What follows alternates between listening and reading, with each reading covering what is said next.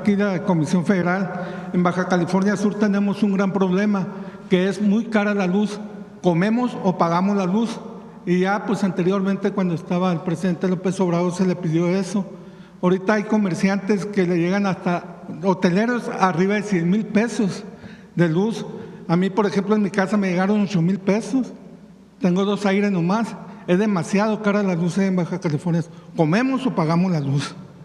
Sí, hay zonas que tienen una tarifa en el periodo de verano porque se utiliza mucho el aire acondicionado.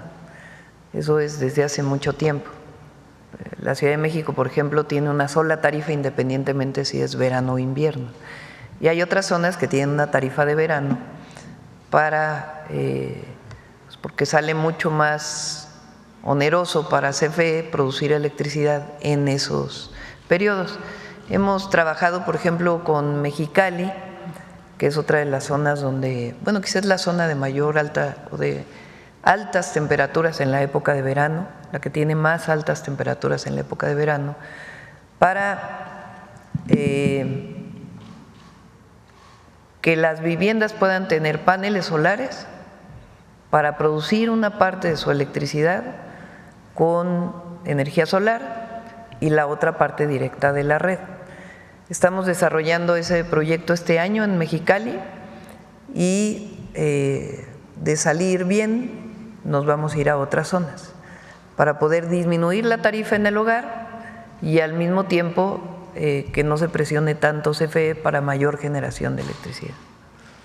Presidenta, pues otro tema, ya aprovechando que ya tengo muchos viajes acá viniendo a la Ciudad de México, voy a aprovechar que me dieron el micrófono. Fíjese que usted hace aproximadamente un año, en el mes de agosto, fue a Cabo San Lucas a inaugurar el ISSSTE de allá. Acaba de ir a La Paz también a ver lo del Hospital Salvatierra con una inversión de más de 300 millones de pesos. También ahorita en el ISSSTE del Conchalito pues no hay medicamentos, no hay aire acondicionado, la gente pues tiene el 50% nomás del aire. Es un calorón insoportable, no hay medicamentos en el hospital del Salvatierra, hay medicamentos caducados, se le está dando a la gente. Usted ha dicho que lo principal es la salud y allá pues en Baja California Sur, por ejemplo, en Cabo San Lucas, como le digo, ya fue en agosto, parece, si más bien no recuerdo cuando usted fue, y todavía no está funcionando, tiene el 50% nomás por pura cuestión burocrática, eso es lo que nos dicen, y así está. ¿El hospital del ISSSTE? ¿Mande? ¿El hospital del ISSSTE? El hospital del ISSSTE de Cabo San Lucas, que usted fue y lo inauguró. Sí, fuimos y juntos está el 50% con el presidente López nomás. Obrador, sí. Vamos a revisar exactamente qué está pasando. Por ejemplo, en el de Tlapa, que estuve ahora en la montaña de Guerrero el fin de semana, fíjese, el problema que tiene es que requiere médicos especialistas que aún no se han podido contratar para irse a esa zona. Vamos a revisar exactamente qué está pasando en el ISSSTE. Dicen que por la COEPRIS que no le ha permitido y que tienen problemas los mismos gente de ahí que están trabajadores. Por eso no creo que sea COFEPRIS, pero vamos a preguntarle a Martí para que nos dé una explicación hoy mismo del tema del ISSSTE ahí en Cabo San Lucas. Ha avanzado mucho en estos meses el ISSSTE. Se compraron nuevas ambulancias, pasaron los trabajadores de 6 a 8 horas, que era una solicitud que ellos hacían, se está contratando nuevos trabajadores después de años de que no hubo contratación y vamos a revisar en particular. Ahora, en el tema de los medicamentos, recuerden que esta semana que pasó hubo una distribución masiva para los centros de salud, en el caso del IMSS Bienestar, y ahora, a partir del día de hoy, inicia el mismo proceso en los hospitales. Los hospitales tienen su complejidad porque cada hospital es distinto, porque tiene distintas especialidades, a diferencia de los centros de salud. Pero el día de hoy inicia la repartición con las rutas de la salud en los hospitales del IMSS Bienestar. Otra cuestión, fíjese que en Baja California Sur hay un ejido, está muy grande, pues voy a leer nomás así poquito para que más o menos usted nos apoye a esta gente. Le mandan, dice, presidenta de la comisaría de Ejidal, de San Vicente de los Planes solicita de su ayuda ante una gran injusticia que amenaza a nuestro ejido. Este grito de auxilio es por un juicio agrario que lleva más de 22 años de duración entre nuestro ejido y una empresa extranjera denominada Boca de la Salina y Punta Arena. Como último recurso solo nos queda un amparo que se presentó ante la sentencia por el Tribunal Superior Agrario. Este aún no se resuelve. Afortunadamente estamos seguros, debido a la reforma judicial, actúen conforme al derecho, sin vicios en el proceso de criterios motivados por intereses oscuros. ¿Tiene más? ¿En qué municipio es? ¿Mande? ¿En qué municipio es? Es en el municipio de La Paz, en Los Planes. Es un extranjero que pues despojó a más de 500 ejidatarios. Además, no puede usted ni pasar a la playa donde tienen ahí tapados ellos, ni los mismos ejidatarios. Y esto Lo revisamos, por supuesto. Le pido a la Procuraduría Agraria en particular y les damos la información. Para cerrar, otro tema, fíjese que hace, no sé si 10 o 12 días aquí en la mañanera se tocó un tema sobre los de las gasolineras, lo que estaba pasando. En Baja California Sur hay un empresario también que ya se ha publicado varias veces, donde tienen más de 5 años y una gran inversión. Han llegado otros inversionistas ahí a poner su gasolinera, más de 10 gasolineras, y él tiene más de 5 años que no le han podido, por una firma, no le han podido abrir la gasolinera. Pues vamos a ver qué está pasando. Si nos das el dato también. Sí. Gracias, Presidenta. Gracias. Bueno, a ver, energía. ¿Qué tal? Gracias, muy buenos días. Juan Hernández de Diario Basta, Tabasco Hoy, Campeche Hoy y Quintana Roo de Grupo Cantón.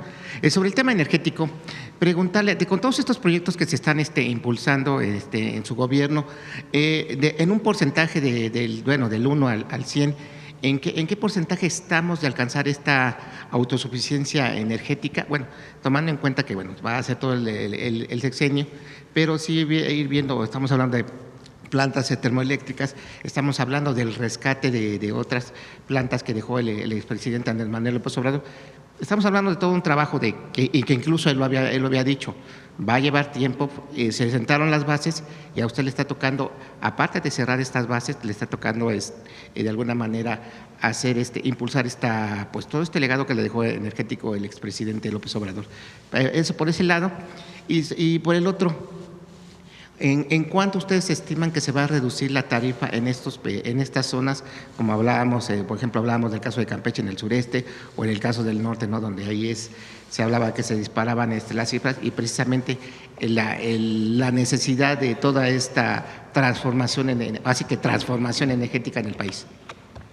Bueno, en la primera pregunta, la electricidad tiene que generarse con una fuente primaria. La electricidad es una energía secundaria, se llama, porque requerimos o algún derivado del petróleo, como diésel o como gasolina, para producir electricidad a través de un motor o de una turbina, o requerimos gas natural, que son los combustibles que están disponibles, se producen, y para producir la electricidad pues requieres esas fuentes. Otras fuentes es la energía solar, que está disponible para todos, pero requieres tecnología para aprovecharla. En donde más dependientes somos en este momento en nuestro país es en el gas natural. Gasolinas y diésel, hay una reducción muy grande de la dependencia. En 2018 la dependencia en la importación de gasolinas y diésel era enorme, que es lo que hemos estado platicando.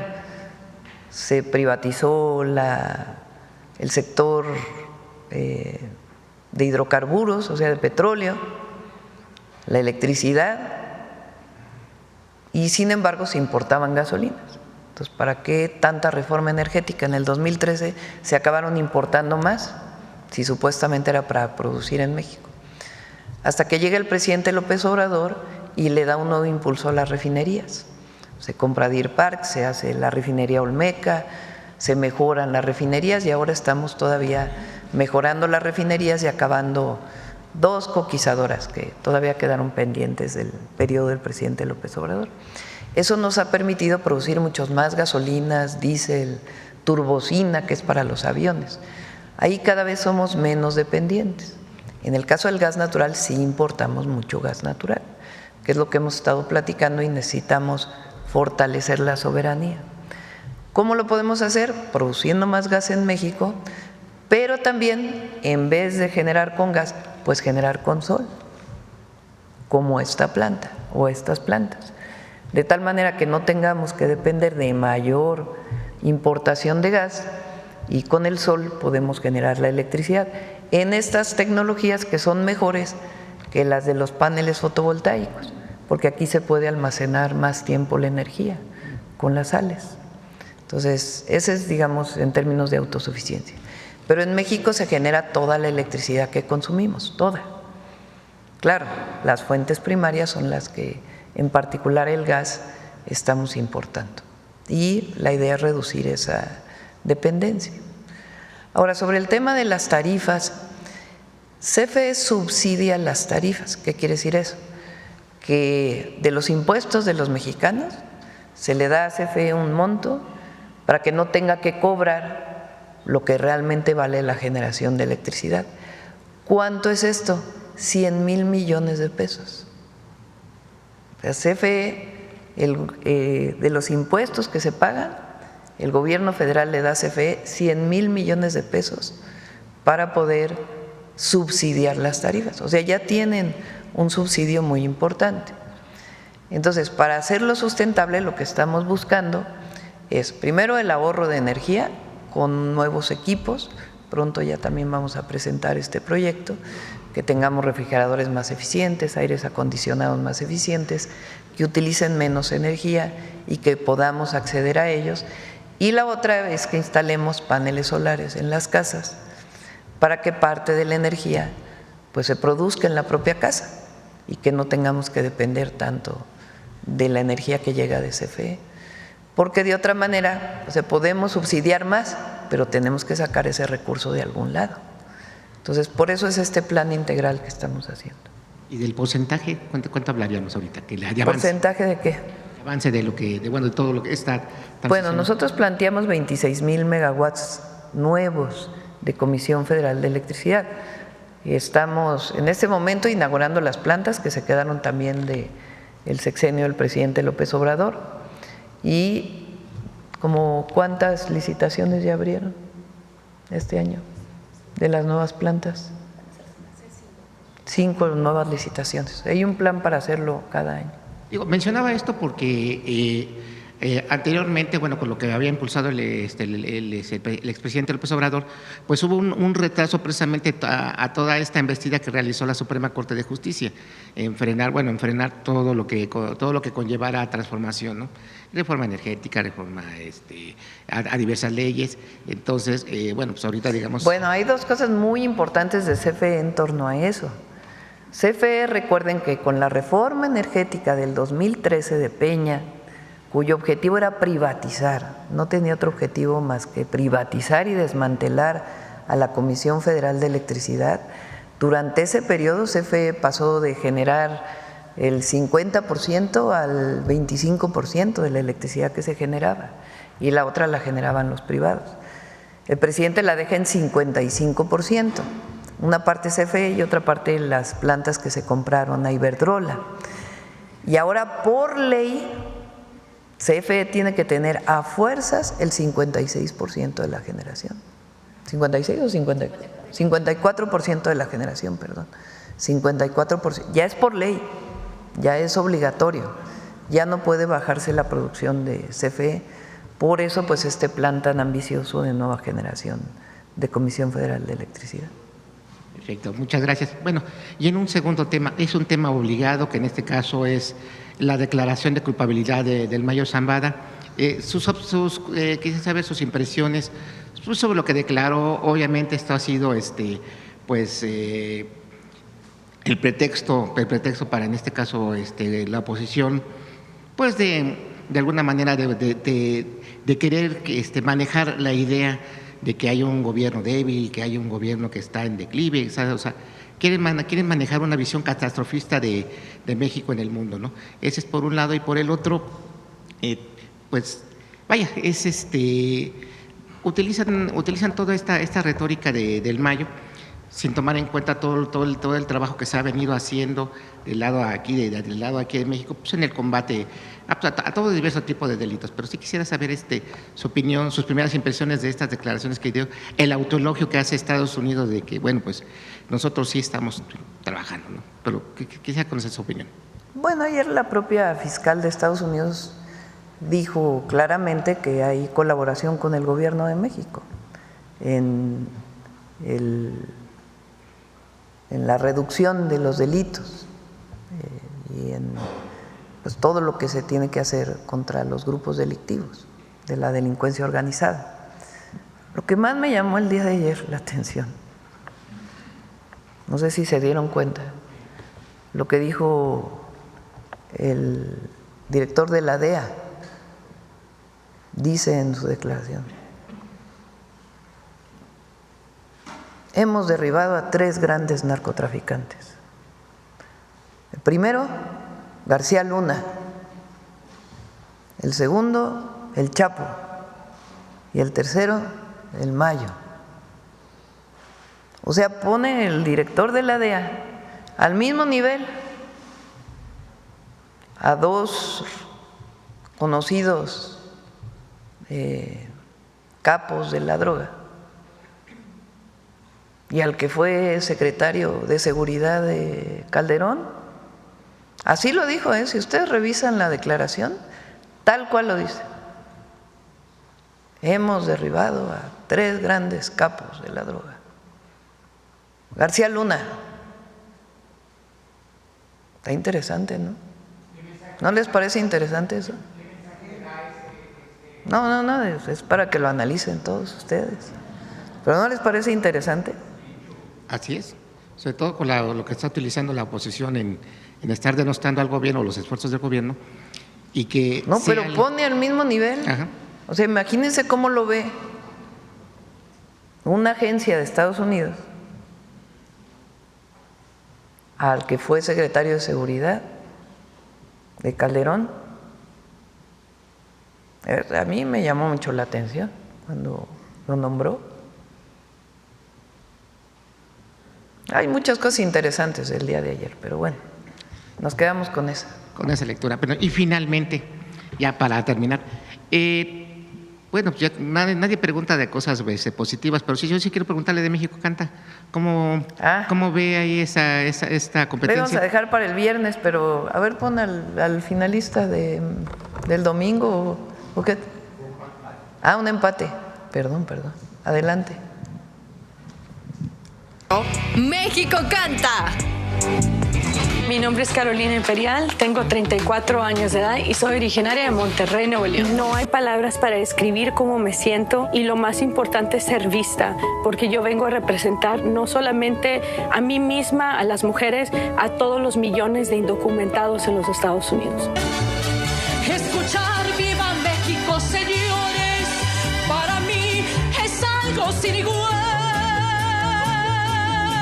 Festejar nuestra independencia y entonar nuestro himno nacional. Mexicanos, gritemos con orgullo. Siempre me encantaba tocar el piano y siempre fue mi pasión. Con esta canción me identifico mucho porque se trata pues de un migrante que llega a los Estados Unidos y se da cuenta que no todo es como lo percibía. Sueño no es sueño, es más lo que duele, las noches no duermo, pero hay que aguantar que el dinero no cae de los cielos. Mentira, lo pintan perfecto. Surgió un empate, chicos.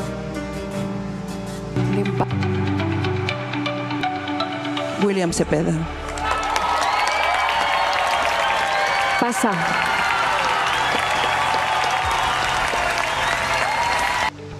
¿Ya quieren saber? Una cápsula antes, ¿no? A ver. Carolina Imperial. Ándale. Caro, pasa. Bravo. Pasa.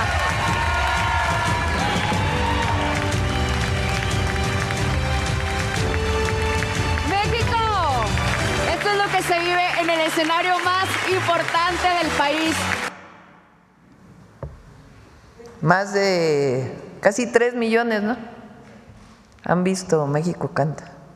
Los invitamos a que lo vean domingo, 7 de la noche, canales públicos, y en el 11 a las 8.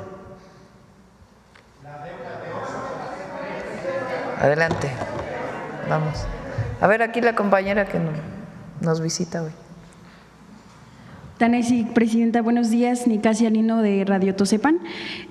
Bueno, con respecto al tema de energía, si tienen algún planteamiento con energía y las comunidades indígenas para poder fortalecer sobre todo, pero también el tema de la autonomía y que algo muy importante es que sea como una oportunidad para que ellas y ellos puedan empoderarse y nosotras podamos justo pues administrar nuestras propias energías desde los territorios, si están planteando algo al respecto y cómo sería. Hay un plan que se llama Justicia Energética.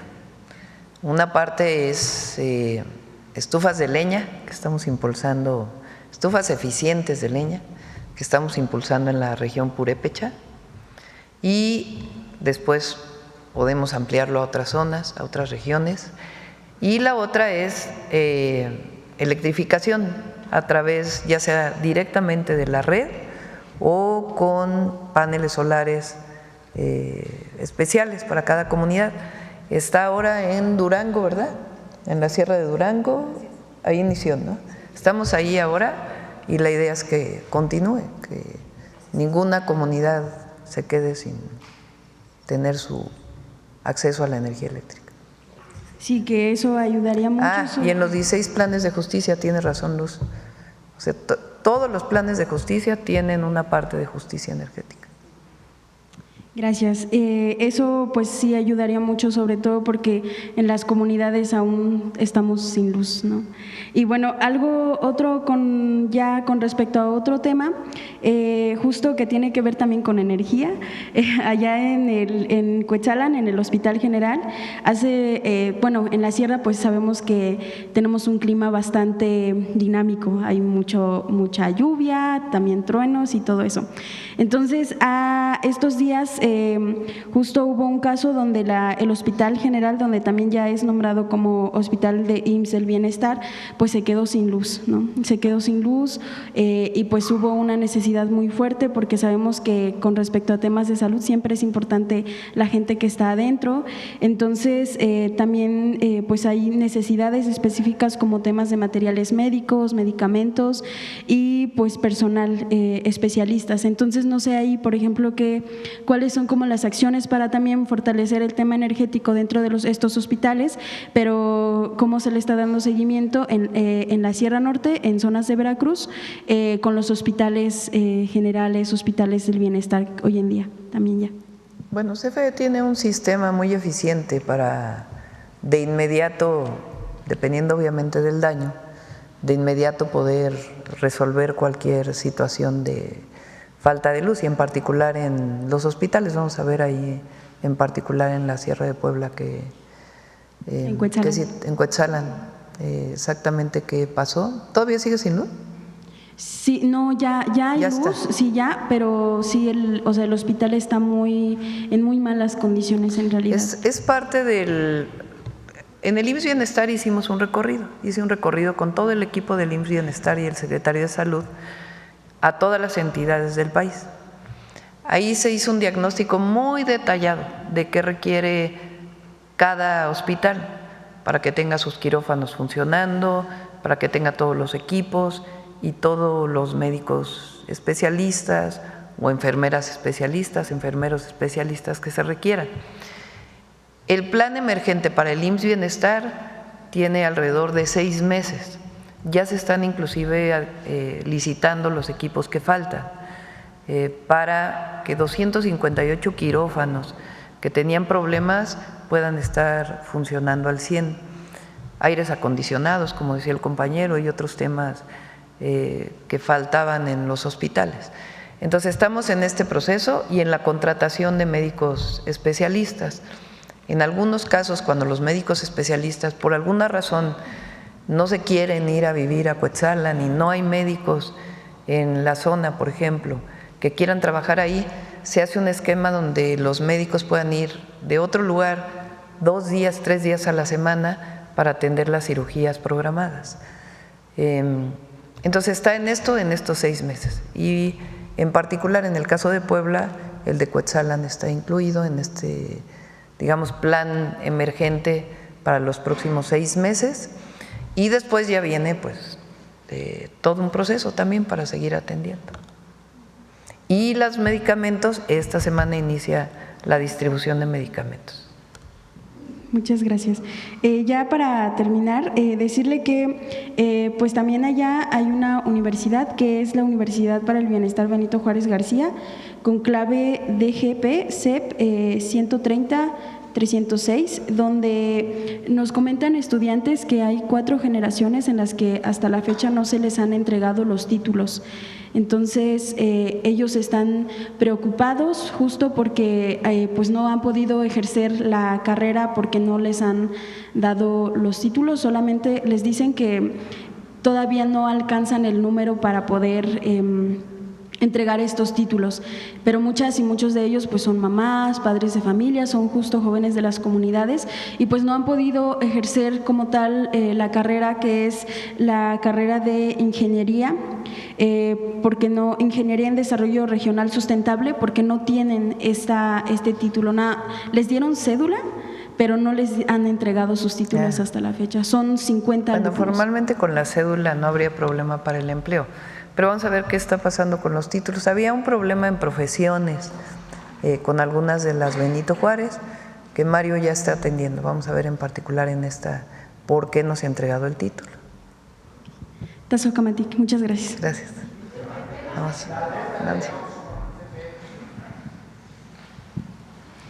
Gracias, Presidenta. Buenos días a todas y a todos. Nancy Flores, de la revista Contralínea. Presidenta, en la revista Contralínea acabamos de documentar, ya hemos dado seguimiento a cómo la estructura de la Marea Rosa, este esfuerzo, digamos, que ha hecho el empresario Claudio X González Guajardo, está conectada con funcionarios en activo y exfuncionarios electorales. Es decir, hay unas estructuras dentro de la propia Marea Rosa que se conectan directamente con expresidentes del IFE y del INE. Ellos, de hecho, fueron voceros y oradores en diferentes momentos y los están reactivando por todo el tema de la reforma electoral. Entre ellos, pues Lorenzo Córdoba, José Goldenberg, Luis Carlos Ugalde y Valdés Zurita. Además, existe una conexión directa con funcionarios en activo dentro del INE y del Tribunal Federal Electoral. En ese sentido, pues queda claro que, por ejemplo, quien fuera pues uno de los colaboradores de Felipe Calderón y ahora es magistrado electoral, Reyes Rodríguez Mondragón, pues está conectado a esta Marea Rosa a través de una asociación civil que se llama Personas Sumando en 2025. Esta asociación civil ahora busca convertirse en partido político, Somos México, y también tiene conexión con 6 consejeros del Instituto Nacional Electoral. En ese sentido, llama la atención cómo estas estructuras de derecha pues están conectadas con el aparato electoral y son los mismos que promueven una campaña para decir que en México hay una dictadura, que no somos un país democrático, y al mismo tiempo quienes pues buscan no tener democracia son ellos. Esta asociación civil Personas Sumando en 2025 es la que presentó el amicus curiae en contra de la elección judicial que se falló la semana pasada. Y pues también preguntarle, Presidenta, en este sentido, cómo observa esta hipocresía de estos personajes que hablan de dictadura cuando en realidad quienes no quieren la democracia y están muy conectados todavía con el Instituto Nacional Electoral y con el Tribunal Electoral del Poder Judicial de la Federación a través de este magistrado, pues tienen todavía estos discursos. Aquellas manifestaciones que se basaron mucho en la mentira, la verdad, de la Marea Rosa. ¿Por qué digo en la mentira? Porque después hubo muchos de ustedes y muchos reporteros que Preguntaban en las marchas, oiga, ¿por qué vino? Bueno, es que van a desaparecer el INE. No, pero el INE no se va a desaparecer, va a seguir siendo autónomo, nada más que ahora se va a llamar Instituto Nacional Electoral y de Consultas, creo era. Y entonces sustentaron todas esas manifestaciones en que al INE lo querían desaparecer, cuando a lo mejor iba a cambiar de nombre frente a esa propuesta, pero nunca se planteó que iba a dejar de ser autónomo un instituto que llevara a cabo las elecciones. De aquellas manifestaciones, pues a las últimas que han tenido, que han sido como muy chiquitas, ¿no? Ahora pues lo que quieren es convertirse en partido político. ¿Quiénes están ahí? Pues exconsejeros del INE o algunos de los exconsejeros del INE, entre ellos Lorenzo Córdoba, algunos de los que fueron parte del PRD, que ya desapareció, algunos de la derecha, que no encuentran espacio en otros lados y que están buscando ahí querer ser partido político. Ellos tienen que cumplir pues una serie de requisitos para ser partido político. Tienen derecho a ser partido político, ¿no? Mientras cumplan pues con lo que pide las leyes. Llama la atención que ya no se sienten representados en el PAN, que ya no se sientan representados en el PRI, que no se sientan representados en Movimiento Ciudadano y que quieren crear su propio partido político. Y en efecto, muchas de estas personas pues todavía están en espacios de decisión en el Instituto Nacional Electoral, que no tiene nada de malo querer ser un partido político, es en el marco de la legislación mexicana. El tema es qué plantean como partido político, porque yo no he oído ninguna propuesta, más que sigan los pluris. No, porque si van a ser un partido político que supongan saca el 4% de la votación, pues ¿qué es lo que quieren? Pluris. Entonces que sigan los pluris. Que no desaparezca el INE, pues nadie está planteando que desaparezca el INE. Que México no sea autoritario, pues México no es autoritario. Hay más democracia ahora que cuando ellos fueron presidentes del INE. He puesto aquí el ejemplo muchas veces de Ugalde, que ahora ya se fue a Harvard a dar una cátedra sobre los gobiernos populistas, pero fue quien se opuso terminantemente a que se abrieran todas las casillas y que fue parte fundamental del fraude electoral del 2006, siendo presidente del INE. O Lorenzo Córdoba,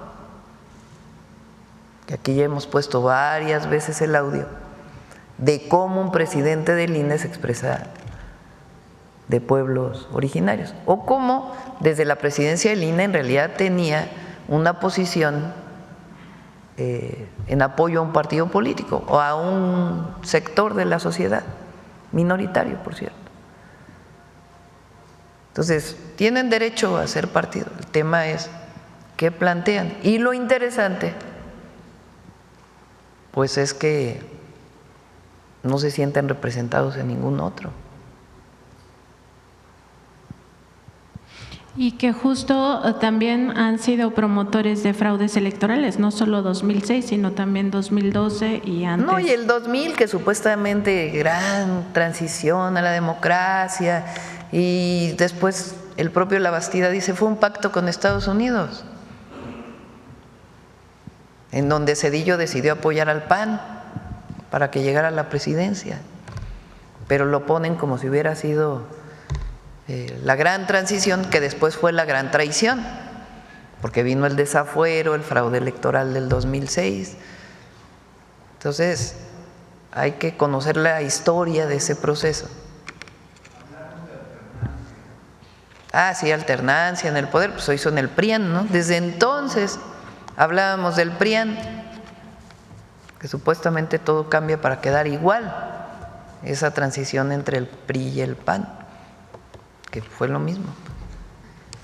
Presidenta, en otro tema, preguntarle si ya se evaluó si México buscaría establecer tratados de extradición con países donde no se tiene tratados por temas fiscales. Se lo pregunto porque ahora con el nuevo Poder Judicial es muy probable que los evasores de impuestos pues busquen huir del país en vez de pagar sus obligaciones fiscales. Habría que plantearlo, me quedé pensando con qué países, pero sí habría que plantearlo.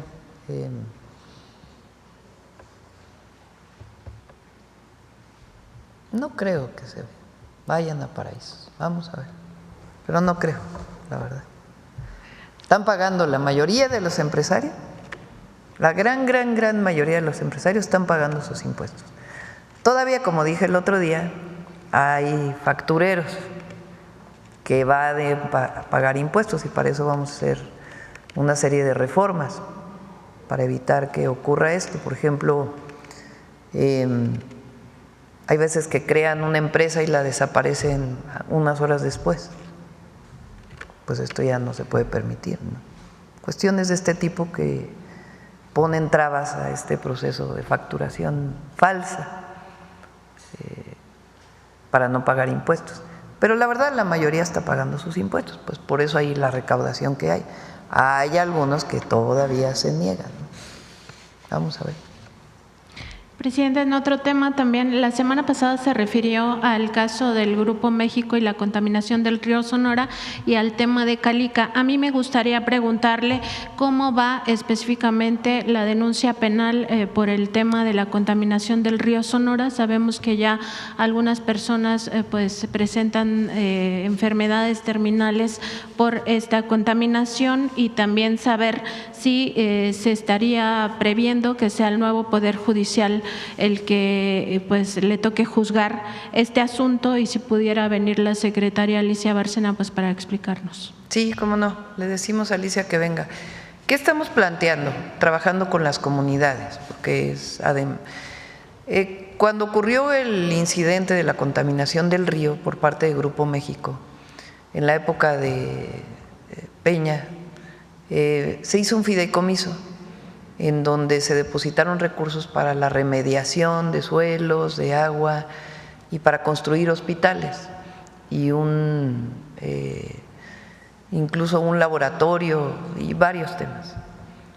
Antes de irse Peña, cierran ese fideicomiso y quedan muchas obras inconclusas que la comunidad quiere que se terminen. Entonces hay un grupo de trabajo que está hablando con Grupo México de manera muy transparente a partir de las peticiones que hacen las comunidades para que se terminen los hospitales, haya el seguimiento epidemiológico de toda la población, se remedien los suelos, haya un sistema de medición de calidad del agua de manera permanente, haya un laboratorio que se pedía desde hace mucho tiempo para poder darle seguimiento a la población que pudo haber recibido contaminación de este episodio o que puede seguir contaminándose porque hay suelo contaminado, y todas las remediaciones que tienen que hacerse asociadas con esto. Entonces se está trabajando en ello, en la búsqueda de que Grupo México pues acabe de pagar todo lo que tiene que pagar por este accidente o incidente que hubo.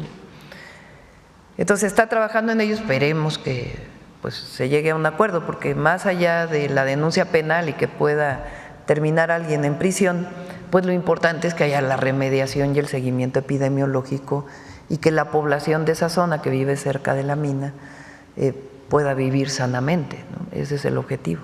Entonces en eso estamos trabajando con Grupo México y no vamos a hacer nada que no quiera la población. Y en el caso de Calica, mencionaba la semana pasada, Presidenta, que está en un panel internacional este asunto. Preguntar también cómo va la defensa. Ahí sabemos que no es propiamente la Secretaría de Medio Ambiente, sino más bien la Secretaría de Economía.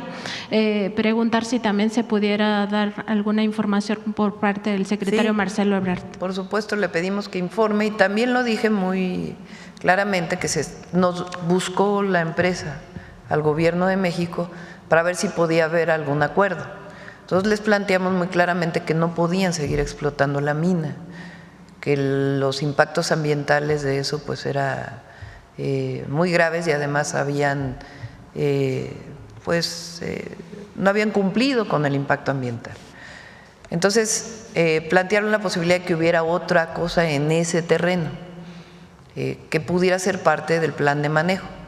Entonces está evaluando la posibilidad de un desarrollo turístico de bajo impacto en la zona que pudieran desarrollar ellos, pero ya no la mina, sino otro esquema que tendría que tener también su propio impacto ambiental y el funcionamiento del puerto, que ellos tienen la concesión que se les dio hace mucho tiempo.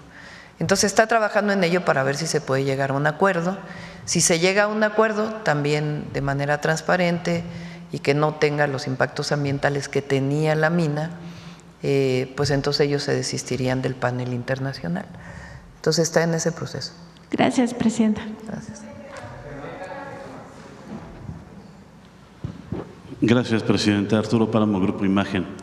Quiero regresar al tema de la declaración de culpabilidad de ayer que hizo Ismael Zambada.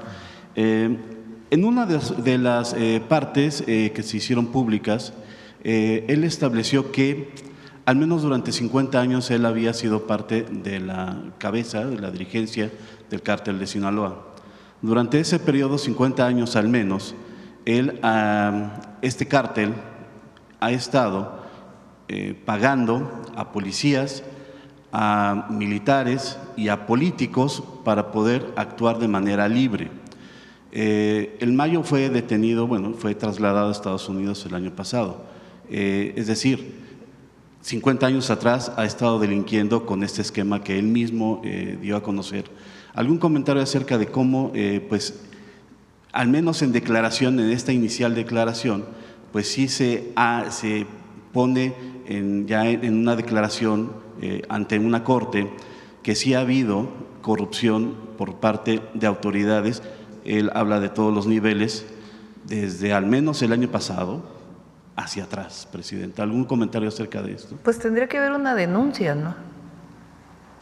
O sea, porque puede decir este tema, pero ¿a quién le daba dinero?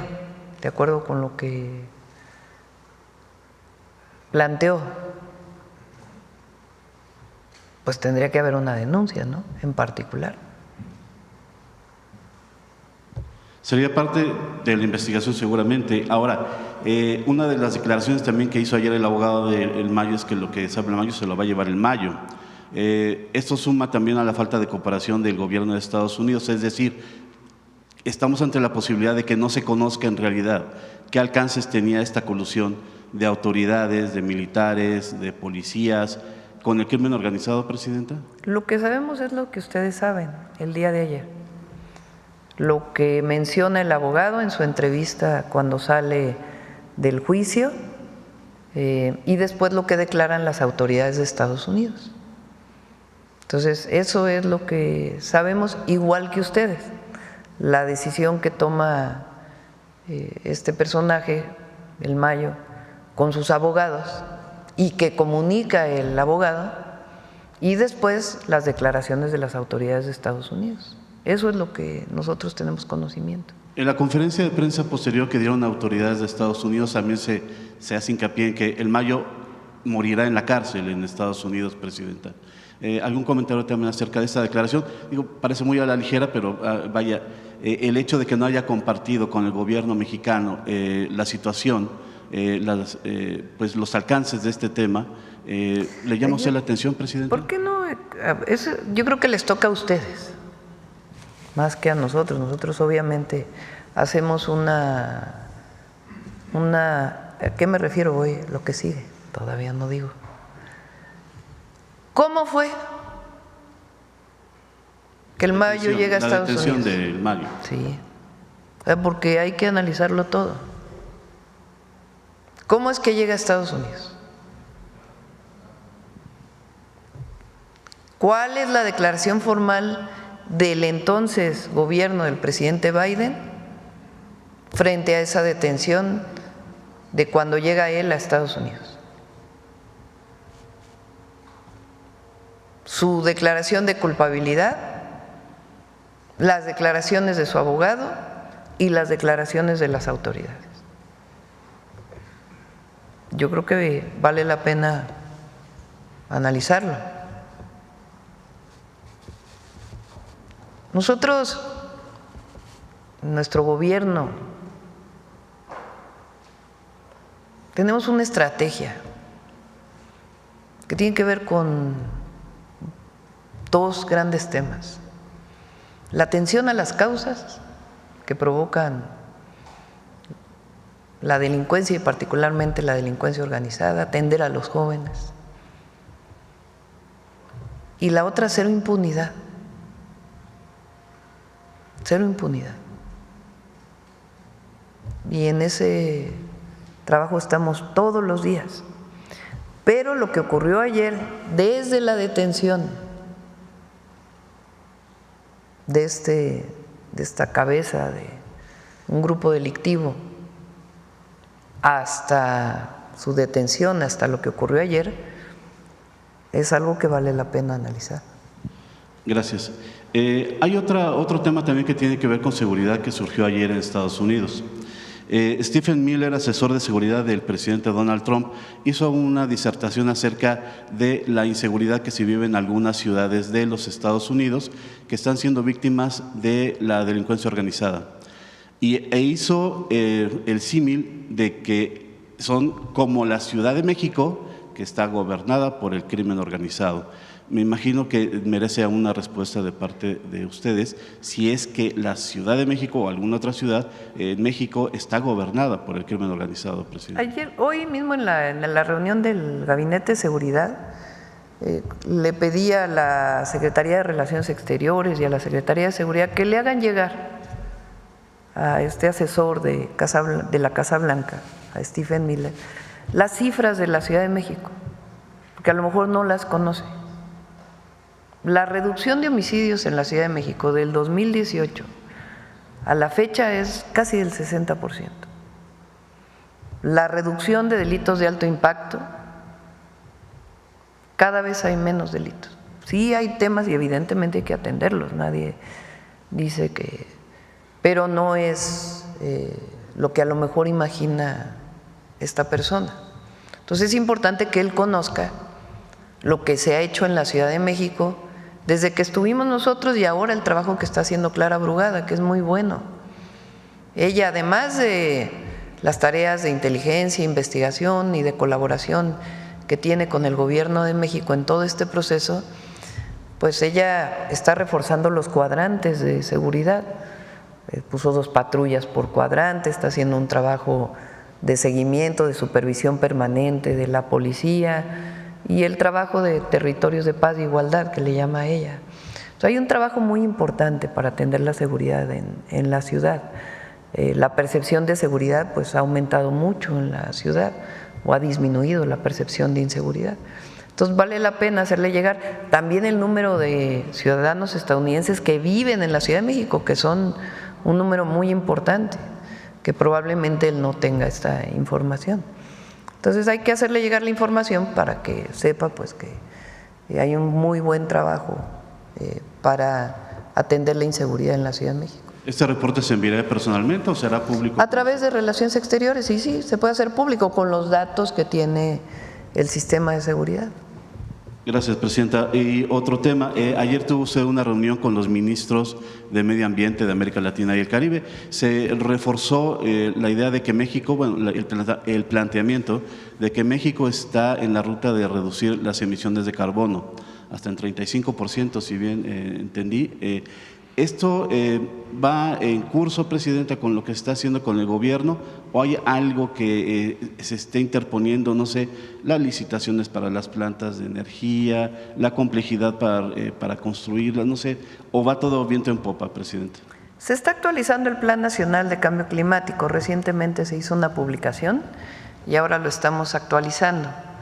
La reducción de emisiones de gases de efecto invernadero tiene que ver con reducción en el transporte, reducción en la generación de electricidad, reducción en el sector agrícola,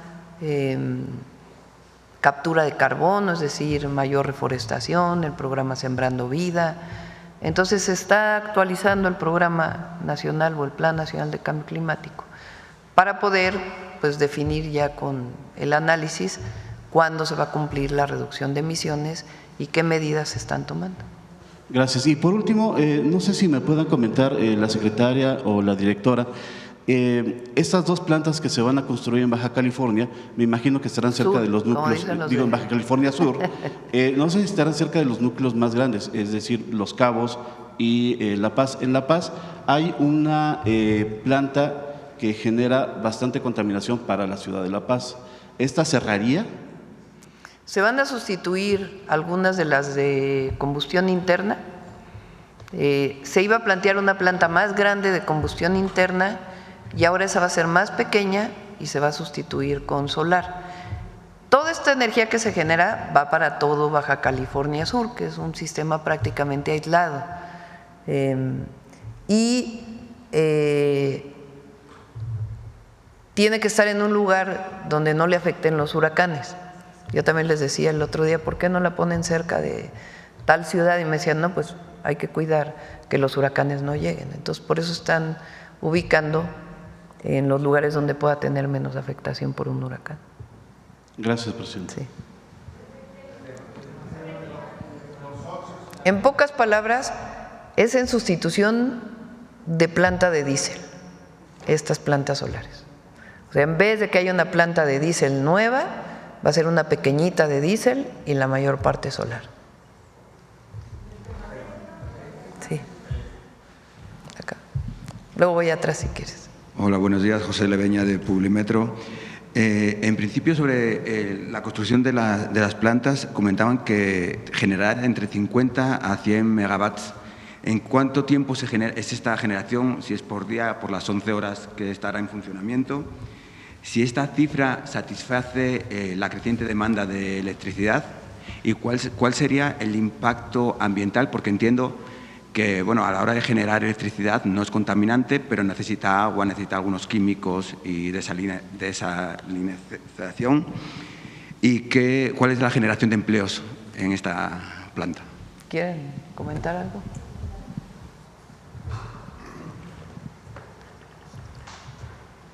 Sí, con mucho gusto. Bueno, el objetivo de estas plantas, las dos plantas de 50 megawatts termosolares que se presentaron, que es una primera etapa, porque después hay una segunda etapa donde habrá una más de 50 megawatts. Va a ser descarbonizar el sistema eléctrico de Baja California Sur. ¿Qué quiere decir esto? Que con esto vamos a reducir sustantivamente el consumo de combustóleo, que por ejemplo afecta mucho la ciudad de La Paz, y también el consumo de diésel. Y también va a haber una reducción más pequeña de gas natural. Esto va a traer consigo pues, un aire más limpio. Vamos también a mitigar gases de efecto invernadero de una manera importante, y está previsto que las dos primeras plantas entren en funcionamiento comercial antes del año del 2030 o a inicios del año 2030, y esperamos que la tercera también lo pueda hacer, pero eso todavía estamos analizando esa posibilidad. Gracias. ¿Y en generación de empleos? Generación de empleos, pues va a ser muy interesante porque esta planta, entre otras cosas, exige un campo de helióstatos. Este campo de helióstatos,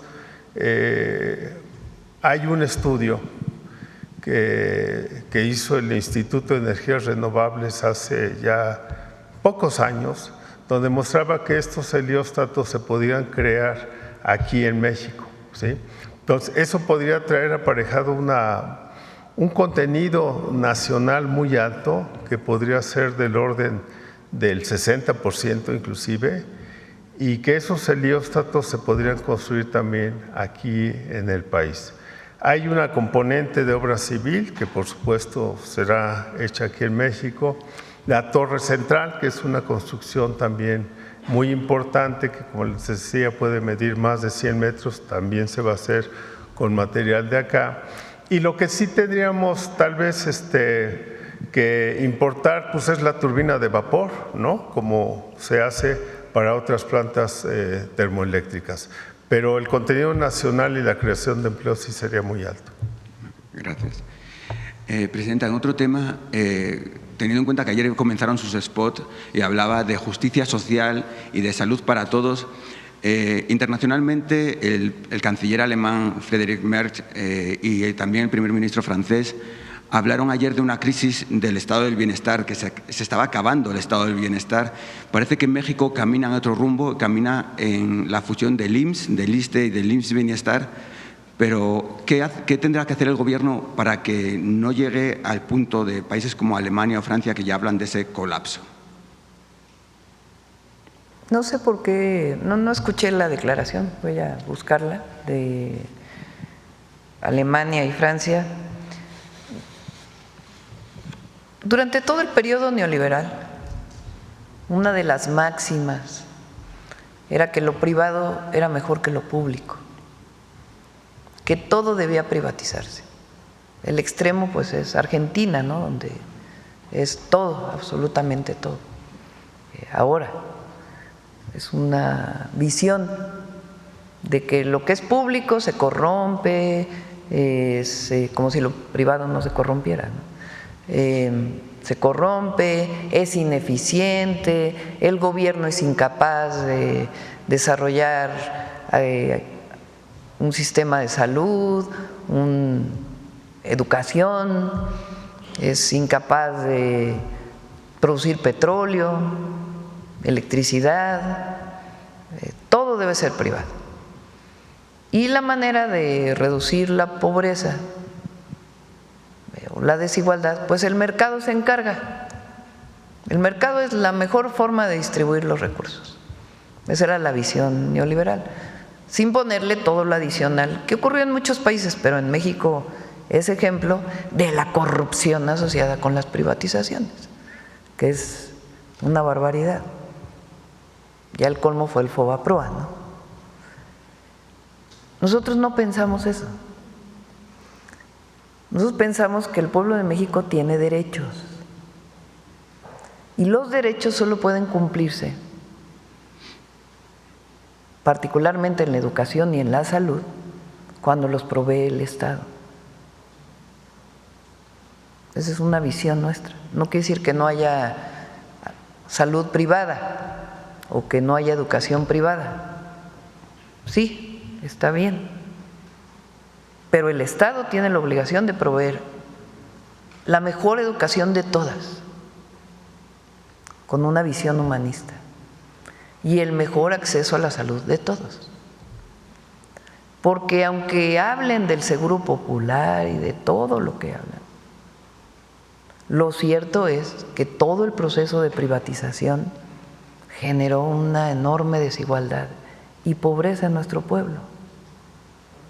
Entonces, nuestra visión es que el Estado debe dar educación desde la inicial hasta el posgrado, gratuita y de calidad. Y que el acceso a la salud igual debe ser gratuito y de calidad. ¿Cuáles son los sistemas de salud en México? Pública. El IMSS, el Instituto Mexicano del Seguro Social, cuyos recursos vienen de la patronal, que antes se llamaba, de los empleadores, del trabajador y del gobierno, que en realidad son recursos públicos que vienen de los impuestos de la gente. El ISSSTE, que es para los trabajadores del Estado, cuyos recursos vienen del trabajador y del Estado. Y el IMSS Bienestar, para todos aquellos que no tienen seguridad social y que tienen derecho a una salud pública de calidad gratuita. Y somos perseverantes en ese pensamiento y en esa decisión. Entonces, estamos mejorando el IMSS, el ISSSTE y el IMSS Bienestar. Y nuestra visión es que estos 3 sistemas constituyan un sistema único de salud pública, en donde cada mexicano y mexicana pueda ir a cualquiera de los sistemas independientemente de su afiliación. Y hacia allá vamos. Eso constituye parte de lo que se llama el estado de bienestar. ¿Por qué nosotros le pusimos bienestar? Cuarta transformación tiene que ver con bienestar para el pueblo de México. ¿Por qué nuestros programas llevan el nombre de bienestar? Porque nuestra visión es que cualquier mexicano o mexicana debe vivir con bienestar y que el Estado debe proveer ese estado de bienestar. Además de otras acciones que tienen que ver con el bienestar de la gente, pero tienen que ver con un impulso de una política, como el salario mínimo, el aumento al salario mínimo. Entonces, México va en ese sentido y por eso hay una reducción de la pobreza y una reducción de la desigualdad. Y por eso la gente quiere a la cuarta transformación, pues porque recibe beneficios directos y otros derechos sociales que antes no había, no solo educación y salud, sino pensión universal. Si uno lo piensa, la pensión universal para el adulto mayor es un sistema de seguridad social, es un estado de bienestar, porque quiere decir que todo mexicano y mexicana tiene derecho a una pensión, por lo menos alimentaria, que le alcance para la canasta básica. A una pareja, pues el doble, 12,000 pesos se reciben bimestralmente. O las becas, que todo estudiante tenga una beca si va a educación pública. Entonces esa es nuestra visión y nuestra lucha de toda la vida. Ayer, por ejemplo, que presentamos lo del examen del Comipem, hoy vamos a presentar lo del Bachillerato Nacional con universidades públicas, instituciones de educación pública. Cuando yo tenía 15 años y entré al CCH Sur, la primera movilización en la que participé fue con el movimiento de rechazados, porque yo pude entrar al CCH,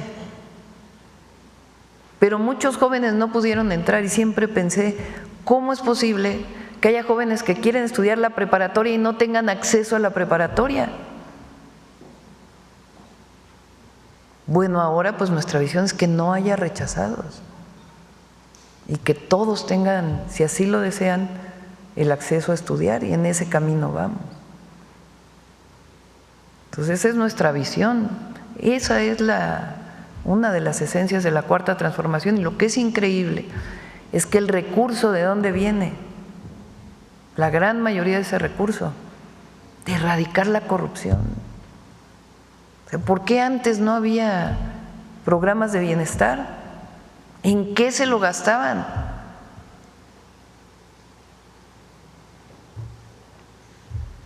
También sería importante fomentar, en julio hubo récord histórico de afiliados al IMSS, también sería importante tratar de trabajar en reducir la informalidad en el país, que todavía sigue siendo muy amplia.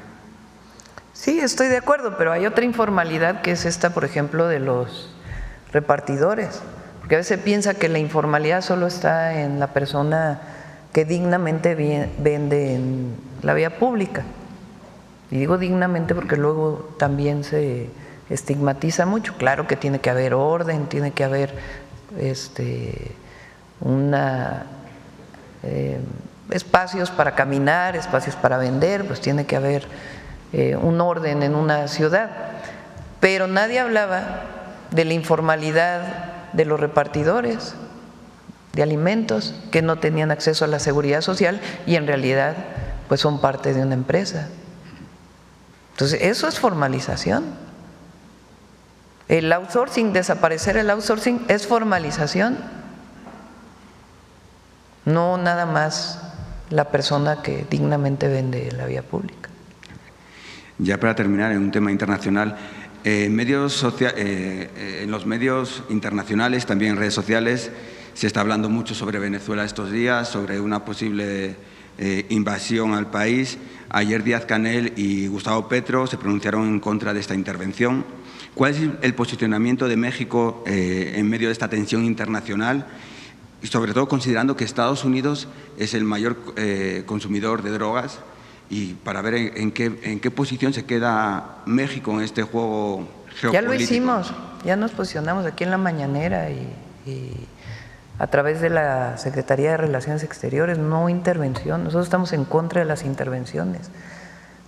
Por Constitución, la política exterior de México dice claramente no al intervencionismo y la defensa de la autodeterminación de los pueblos. Esa siempre va a ser nuestra posición.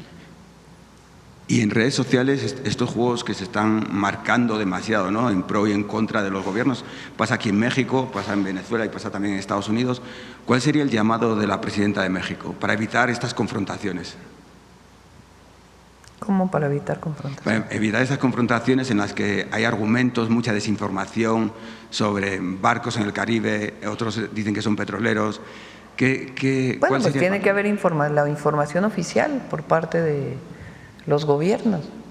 Pero las redes sociales pues, están hechas para el debate, ¿no? Lo que hay que ver es cuando son bots, son troles, no sé cómo se llaman, son robots, pues, que están generando información y que no son personas de verdad que inflan algún posicionamiento, ¿no? Pero el debate es bienvenido, ahora sustentado en información que no sea falsa. Y también nuestra posición, puede uno estar de acuerdo con un gobierno o no, pero nosotros nunca vamos a estar a favor de la intervención de un gobierno extranjero en un país soberano. Okay, muchas gracias. Y repito, ni siquiera es solo por convicción propia, sino que esa debe ser la posición de cualquier presidente de México porque está en la Constitución. Muchas gracias. A ver aquí.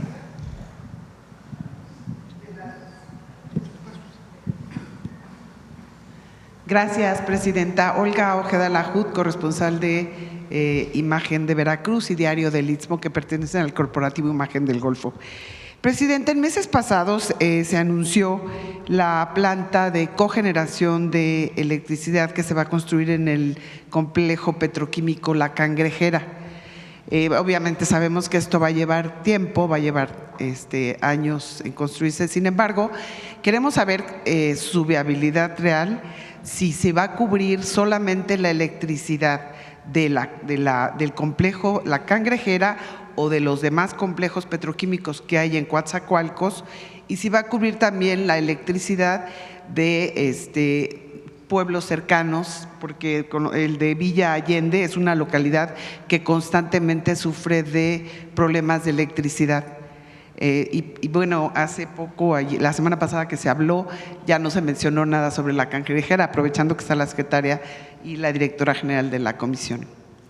Está iniciando la planta de petroquímica ahí, estaba ya desde hace varios años sin operación y la está echando a andar Pemex Transformación, se llama, ¿verdad?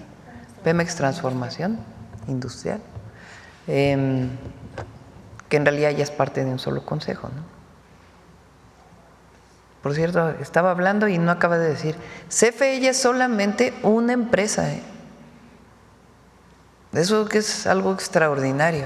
Perdón, CFE, sí dije CFE, ¿verdad? CFE ya es una empresa solamente con un solo consejo de administración, que la habían dividido en Pemex Básica, Pemex no sé qué, Pemex Región quién sabe cuándo, CFE, perdón, CFE Región quién sabe qué, CFE, es que a Pemex también lo hicieron.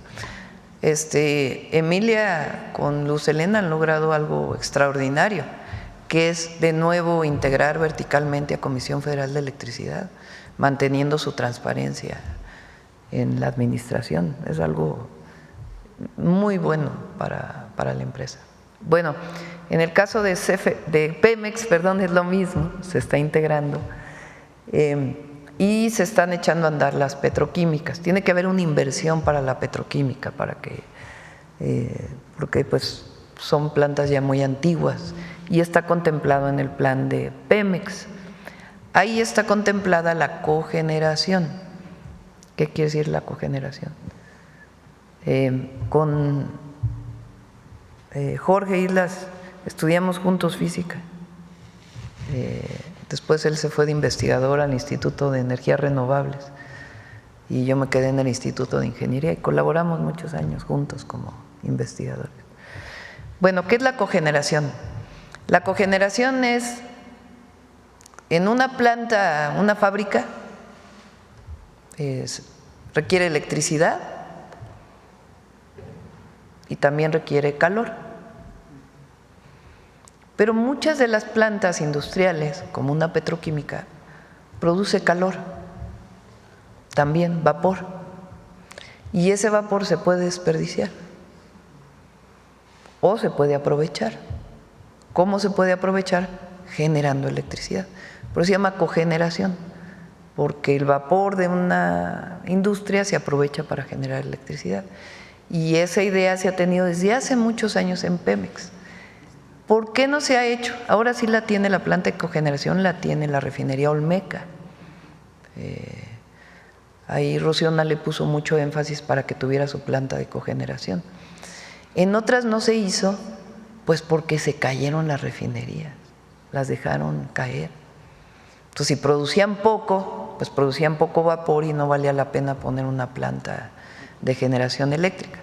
Ahora sí, nuestra idea es recuperar la petroquímica y con la recuperación de las refinerías, pues que tengan su propia planta de producción de electricidad.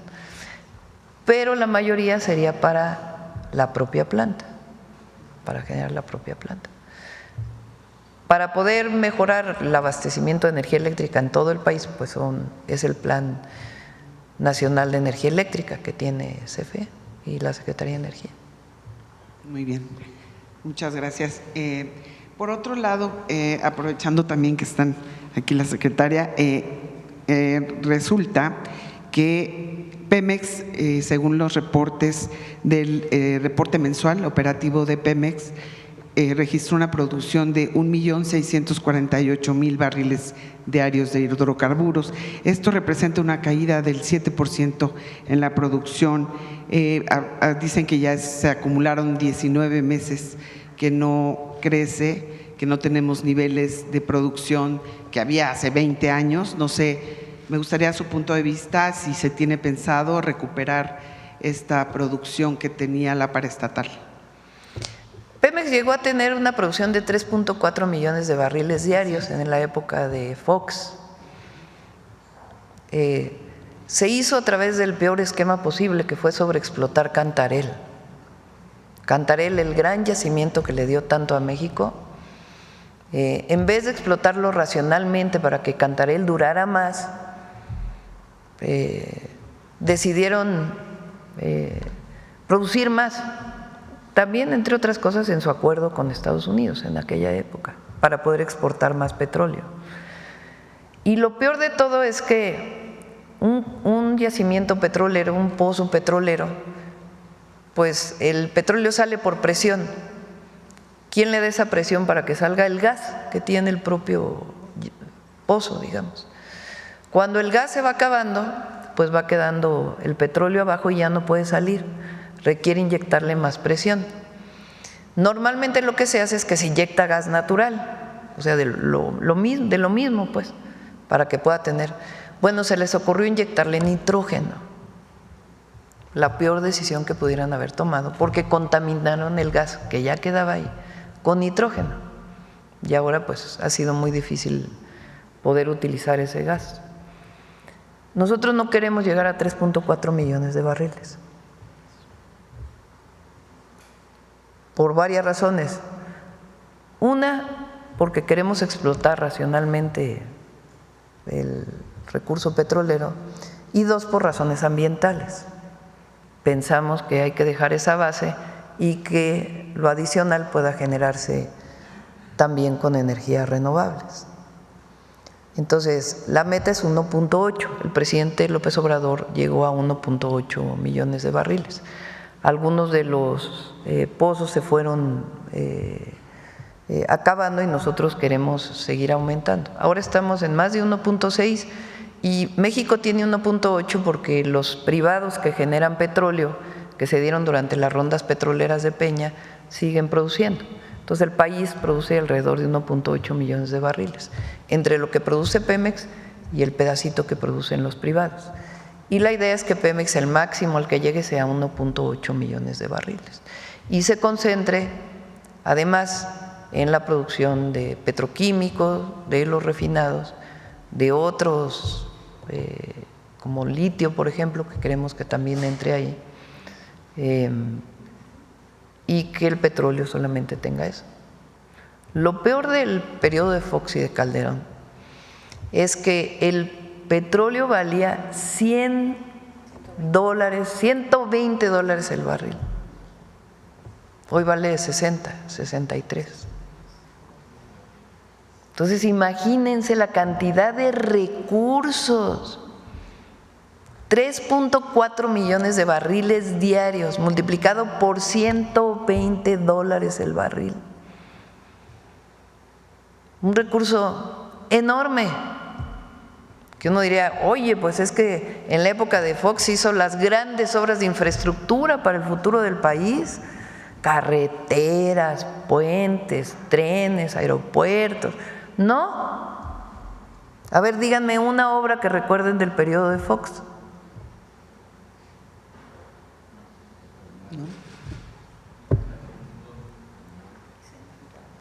O Calderón, que también vivió una buena parte de la bonanza petrolera de aquellas épocas.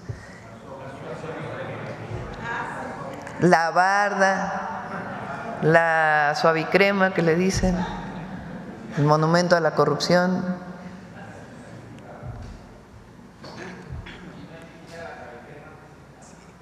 En fin, bueno. Gracias, Presidenta. Bueno, como último, un tema ambiental. Cada 4 o 5 años, el pico de Orizaba sufre una reducción de su glaciar de alrededor de 100 metros, según estimaciones del Centro de Ciencias de la Tierra de la Universidad Veracruzana. De hecho, ya hay analistas que lo catalogan como un enfermo en etapa terminal, por así decirlo. No. El deshielo es un tema preocupante, ya que pues, el pico de Orizaba es una gran fuente de agua para varios municipios de Veracruz. Por ello le pregunto si el gobierno federal que usted encabeza tiene pensado algún proyecto para este tipo de ecosistemas, no sé, algún plan que sea inmediato o durante el sexenio que nos pueda platicar. Lamentablemente la disminución de los glaciares en las montañas está asociado al cambio climático. Ese es un fenómeno de todo el planeta. Aunque México ya no usara fuentes que producen gases de efecto invernadero, no tendría efecto en los glaciares. Por eso es tan importante el compromiso mundial para reducir emisiones. Lo que sí se puede hacer es reforestar, eso sí. Creo que se ha hecho algo. Se ha avanzado y todavía se puede avanzar más. Sí. Pero finalmente pues es un problema. Sí, la disminución de los glaciares fue el primer fenómeno. No solo se vive en México, en el mundo entero. Por eso el Popo, que antes nosotros de chicos lo veíamos nevado, hoy pues tiene mucha época del año que no está nevado.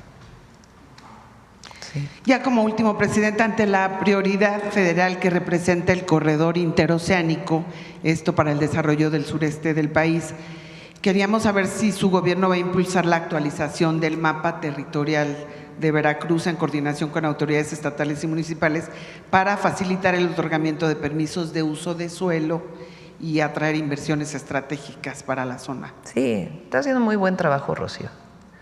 Esa mujer es activísima. Muy buen trabajo. Y ahí le estamos acompañando en lo que requiera. Ya, cerramos. Nada más cierro felicitando.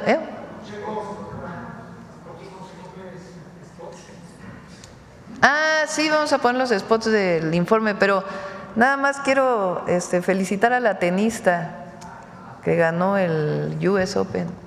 ¿Cómo se llama ella? Un partido. Renata Zarazúa. venció a la estadounidense Madison Keys en la primera ronda del US Open. Felicidades. ¿Ah, sí? Siempre les deseamos suerte a todos los mexicanos que representan a México. Bueno, les voy a dejar ahí mis spots del día de ayer. Mañana presentamos los de mañana. Hoy vamos a subir otros. La salud no es un negocio, es un derecho universal de calidad y gratuito. Este año terminamos 31 hospitales, 12 centros de salud y estamos equipando 256 quirófanos, iniciamos la construcción de 20 hospitales y estamos entregando medicamentos a todos los rincones del país. Además, personas con discapacidad, adultas mayores, reciben salud casa por casa. Con honestidad y trabajo, la transformación avanza. Primer informe. Somos un gobierno con principios y con causas. Nos guían las grandes culturas originarias, nuestra historia y la máxima de que por el bien de todas y todos, primero los pobres. Seguir disminuyendo la pobreza con prosperidad compartida. Gobernamos con honestidad y amor al pueblo. Hoy México es más libre, soberano, justo y democrático, con mejores salarios, programas de bienestar e inversión. El país tiene rumbo. Con principios y honestidad, la transformación avanza. Primer informe. El sello de la Cuarta Transformación es la justicia social. El dinero que antes se robaba no llega directo al 82% de las familias. Ya son derechos constitucionales la pensión adulto mayor, el apoyo a personas con discapacidad, la beca universal para preparatoria pública, el apoyo al campo y muchos otros. Y hay 3 nuevos programas: pensión para mujeres de 60 a 64, becas para estudiantes de secundaria pública y salud casa por casa. Somos un gobierno para el pueblo, por eso la transformación avanza. Primer informe. Esténse pendientes de los de hoy. Muchas gracias. Buen día. El jueves los recibo. ¿Llegan hoy en la noche? Mañana tienen programado eventos con los secretarios, secretarias, con los empresarios, y yo los recibo el jueves. Como a las 12, si mal no me acuerdo, a las 12 del jueves. Gracias. Buen día.